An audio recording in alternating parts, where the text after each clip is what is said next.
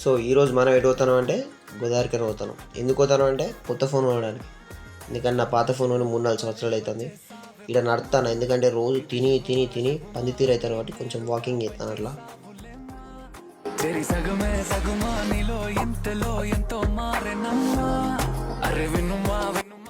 చలో ఇక వచ్చింది మన ఫోన్, చేసేద్దాం బిల్, పట్టుకొని వెళ్ళిపోదాం తొందరగా. సారీ, మనకి ఇక్కడ అన్బాక్సింగ్ బ్లాగ్ ఒకటి ఉంది, చూసేయాలి.